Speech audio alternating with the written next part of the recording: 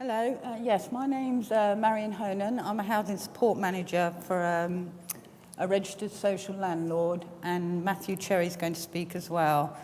I have to say, will you excuse me from using notes? I'm a virgin at this. I've heard some great speakers today, but this is my first time, so I do apologise.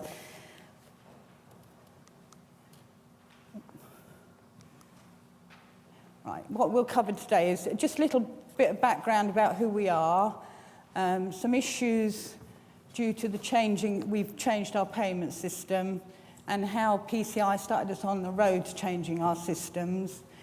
And then we'll talk a bit about the advantages and disadvantages of the systems we looked at. We're a registered social landlord, as I said earlier.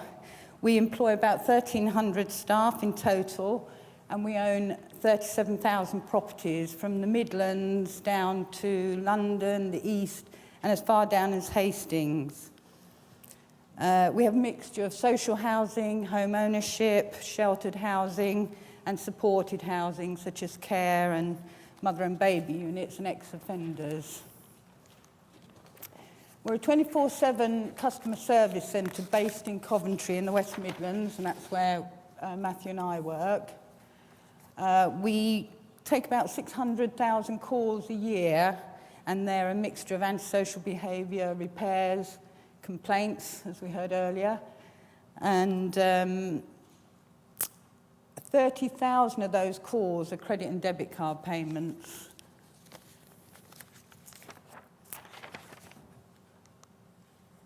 The reason we got involved with PCI was nearly by chance. We've got an old system at the moment called CardNet.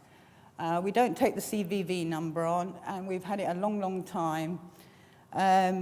It's very unreliable, so we decided to go externally to look at new systems. And with the new systems, we do have to take that CVV number.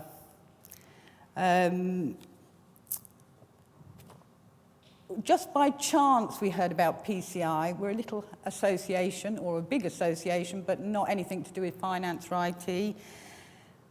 Somebody who worked in the banking industry spoke to us about it's worth looking on their website to see what PCI was about.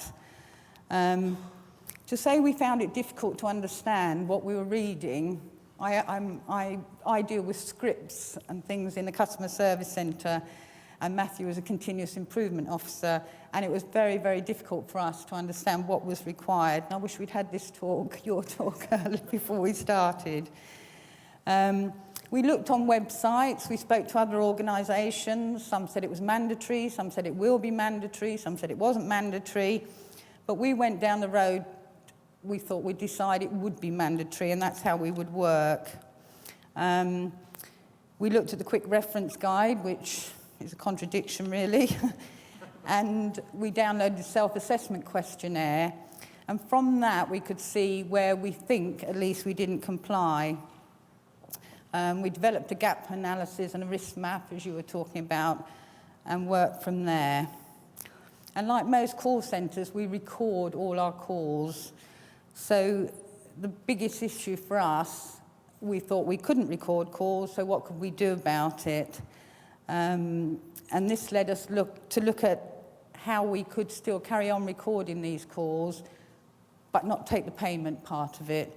And Matthew now is going to talk through that part with you. Okay.